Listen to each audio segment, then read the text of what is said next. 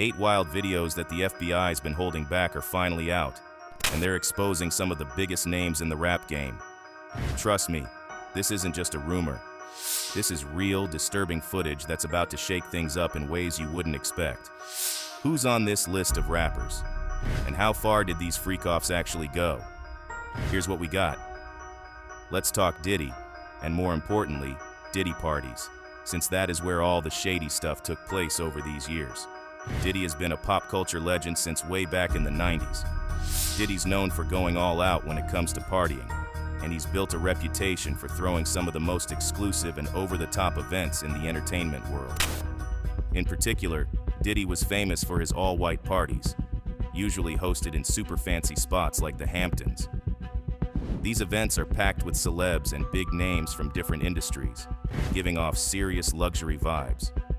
If you're at one of these, you know you've made it. The whole thing adds to Diddy's larger-than-life image, setting a new standard for hip-hop party culture. You never know who you'll run into at Diddy's parties. Big names from music, movies, and even sports show up.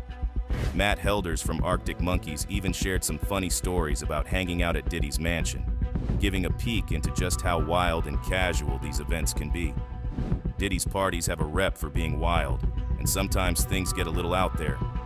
There's a story from a Paris party in 2007 where some crazy stuff went down, and it's stuck with his party persona ever since. Even Tanzanian artist Diamond Platnumz hinted at some things that happened at Diddy's parties that are probably better left unsaid. It's clear these aren't your average get-togethers. Diddy didn't just throw wild parties, he changed the game. Promoter Jacob York said before Diddy came along, artists had to do full concerts to get paid. Now, just showing up to a party can be enough. This opened up a ton of new opportunities for artists to cash in on quick appearances. Lately, Diddy's party lifestyle has been caught up in some serious controversies. He's facing big allegations, including sexual misconduct and trafficking, which have brought a lot of attention to his past events. Recent legal issues are raising questions about Diddy's legacy and whether that lavish lifestyle is all it seems. So let's get into the list of creepy videos. First off, we got James from Simeon Mobile Disco. In the creepy video, we got Diddy, who's been running the hip-hop and R&B scene since the 90s, and James Ford, who's more known for his work in the UK's indie and alternative scenes. It's wild to think these two heavyweights ended up partying together, especially since they usually move in completely different circles. Now, we don't have much info about an official connection between Diddy and Ford. No collabs, no projects, nothing like that. But we do know that Diddy's no stranger to mixing it up with people from all corners of the music industry. And if he's in London, you already know he's gonna pull some strings and get in with some big names. It makes you wonder, what brought them together? Was it just a night of wild partying, or did something more go down behind the scenes? Either way, what we do know is that Diddy mentioned the party took place in London, which is basically James Ford's backyard. So, even though they're both from different worlds, Diddy holding it down in the US and Ford running things in the UK, they crossed paths in one of the most unexpected ways. Whatever the case, when you've got two music powerhouses in the same room, you can bet something interesting went down. When he comes to a P. Diddy party, this is what happens to the white man. Oh, it's so unfortunate. You gotta pull back though, so they can see. That's crazy. Matt, move out the way. You're still alive. Look at that. Look. Would you get the drink on his head? And that's James from Simeon Mobile Disco. He is a actual DJ's not supposed to pass out, but when they come to one of my parties, this is what happens to him. I put him to sleep. Next day, right? Yeah, put the drink on his head. There you go. There it is. Damn. Well, that right there is how a white man goes through a party with Diddy. His words, not mine. What in the world happened to James? We will never know. As far as we know, Diddy may have laced his drink or forced him into drinking more. Who knows? Last few years and all the lawsuits have taught us that he's capable of anything. We got Ellen DeGeneres and Diddy. There's been some buzz lately about Diddy and Ellen DeGeneres, with old interview clips resurfacing and people speculating about her possible connection to Diddy's infamous FreakOff parties. It's starting to raise questions about whether Ellen knew more than she let on. Back in 2009, Diddy was on The Ellen DeGeneres Show, and Ellen asked if she got an invite to his birthday party. Diddy joked that she's always invited but never shows up.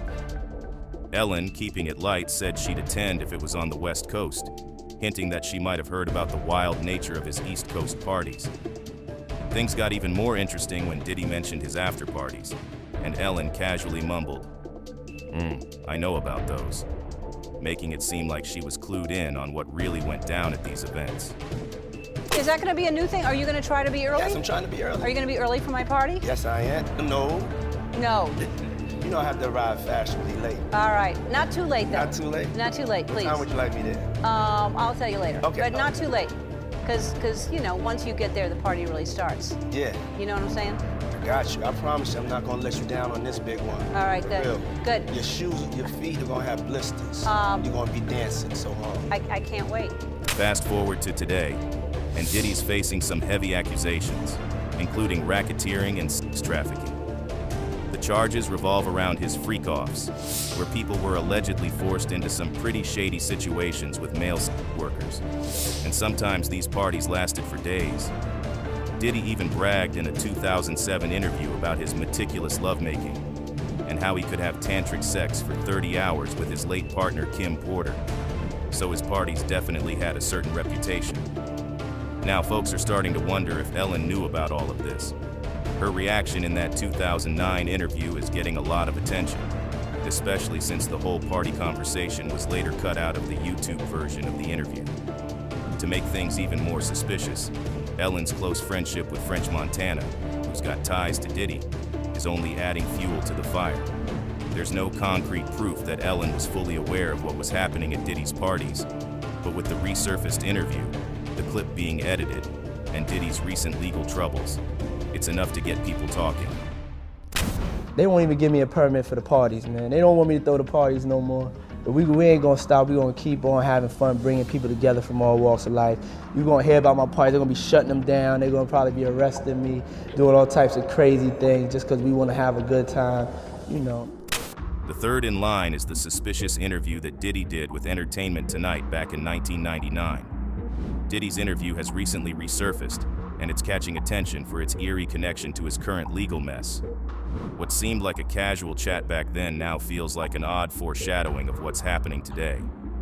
In the interview, Diddy, still going by Puff Daddy at the time, was talking about his wild parties. He even made a joke that's now hitting way too close to home.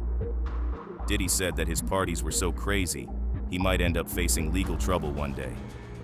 His exact words, "They won't even give me a permit for the parties, man.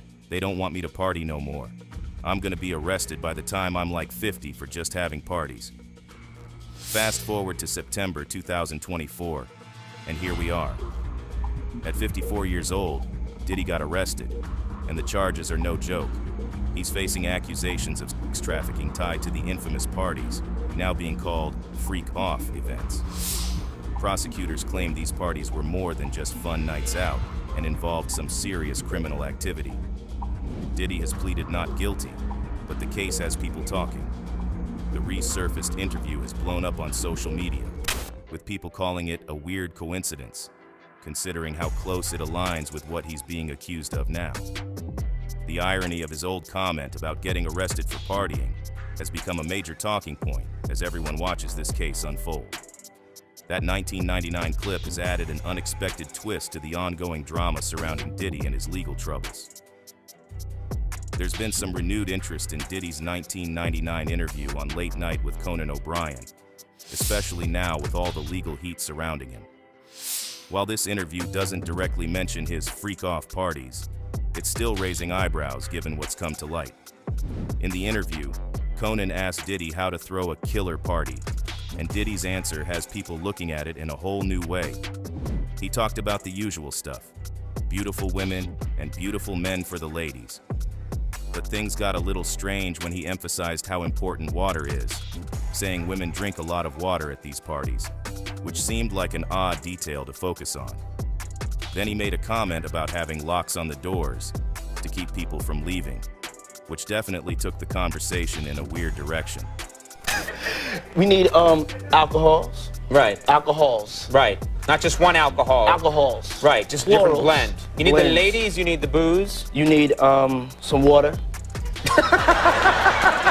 For watering plants? No. No, I don't know if guys have noticed this. Like, a lot of ladies drink water at parties. They just, you know, so you have, if you don't have what they need, they're gonna leave. Right. Gotta keep them there. Right. You need locks on the doors. Okay, this is sounding kind of dangerous now. When Conan pointed out that the whole locks on the doors thing sounded a bit dangerous, Diddy laughed it off, calling it a little kinky. At the time, it probably came off as a joke, but now, with the recent sex trafficking allegations hanging over him, those words are hitting differently. It's a little kinky, but you know, rock with me, but just check it out. You need a lot of heat.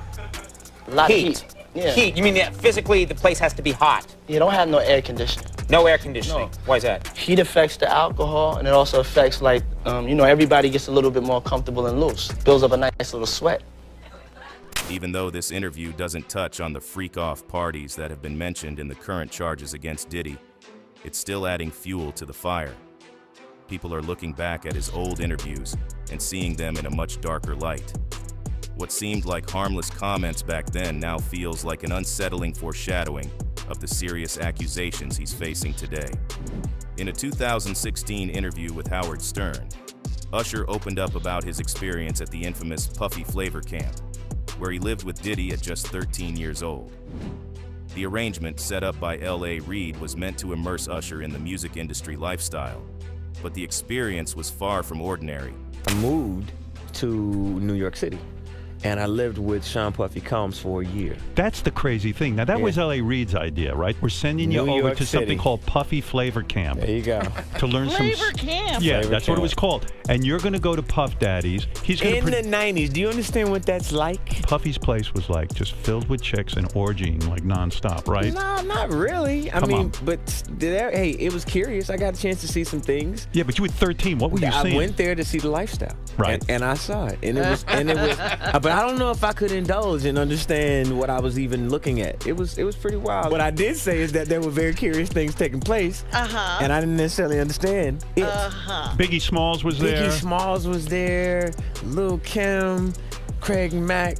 All these people are hanging around. Yeah, man. Faith Evans. And your parents Jodeci, were Mary J. okay? Blige. They didn't know nothing about this shit. Oh. I was having a good time, you know what I mean? Does he have you doing any chores? Are you doing dishes at all? I mean, to keep you humble somewhat? Or are you just like, can you stay up till 4 in the morning with them and party? I mean, I could. I actually stayed up longer than them. And what kind, do you have money? What's going on? I mean, I had like per diem. I had like, you know, What like a a living. life. Yeah, it's pretty crazy. 14 years old. You're a dad now. Would you ever send your kid to Puffy Camp? Hell no. Usher described the time as pretty wild and admitted to seeing some curious things that were way beyond his understanding at such a young age.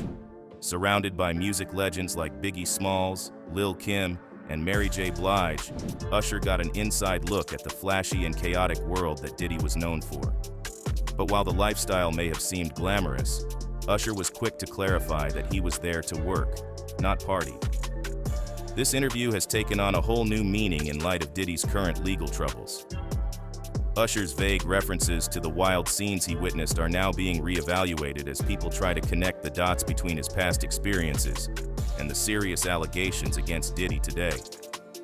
When asked whether he'd ever send his own kids to something like Puffy Flavor Camp, Usher didn't hesitate. Hell no. That blunt response says a lot about how he looks back on that time, seeing it now as something completely inappropriate for a kid his age. The resurfaced interview shines a light on what was really going on in Diddy's orbit back in the 90s, and raises questions about the blurred lines between business and personal indulgence in the music industry. And we got to Justin Bieber. 2 videos featuring Justin Bieber and Diddy have resurfaced and gained attention due to their unsettling nature in light of recent allegations against Diddy. The first video, the 48 Hours one, shows Diddy with a 15-year-old Justin Bieber. The creepy part was when Diddy stated he had custody of Bieber for 48 hours. What the hell does that mean? So check this out, yo. Justin, you ever seen the movie 48 Hours? Right now, he's having 48 hours with Diddy, him and his boy. they're having the times of their lives, like you know, where we hanging out and what we doing. We can't really disclose, but it's definitely a 15-year-old's dream. You know, I have been given custody of him. You know, he signed to Usher. I'm signed to Usher. I had legal guardianship of Usher when you know he did his first album. I did Usher's first album. I don't have legal guardianship of him, but for the next 48 hours, he's with me. I mean, Diddy just says a whole bunch of weird and creepy things. From where we hanging out and what we doing, we can't really disclose, to it's definitely a 15-year-old's dream. You name it. Don't get it twisted. Justin appears extremely uncomfortable, and the most that he would say is stuff like, yeah, not a good look. Many viewers have described the video as creepy and disturbing.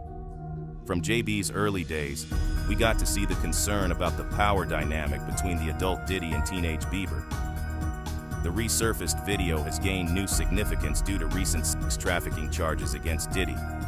Young artists are now in the spotlight for all the stuff that they had to go through, most of which we don't even know a single thing about.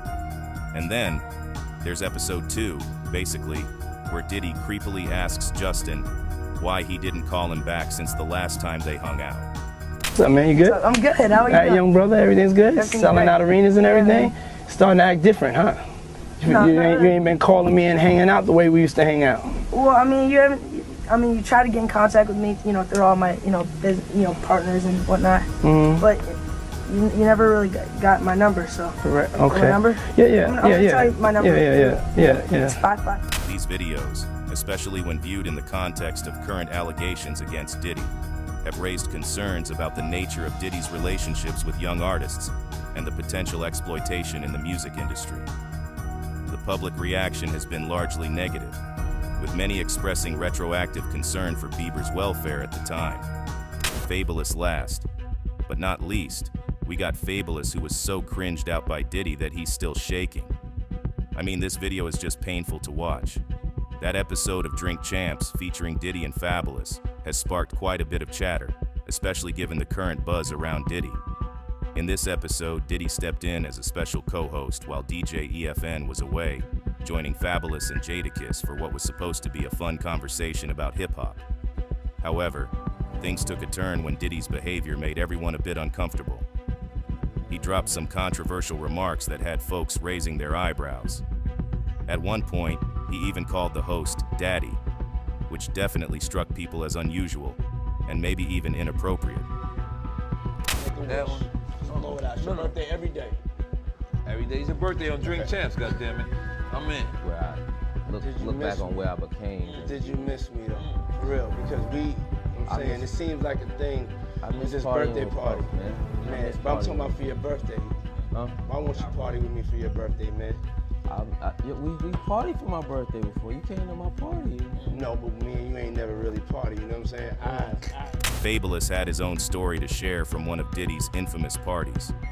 He revealed that he actually used the excuse of needing to hit the bathroom to sneak out early. To his shock, when he tried to leave, it was already 7 a.m., and Diddy was still going strong with the party.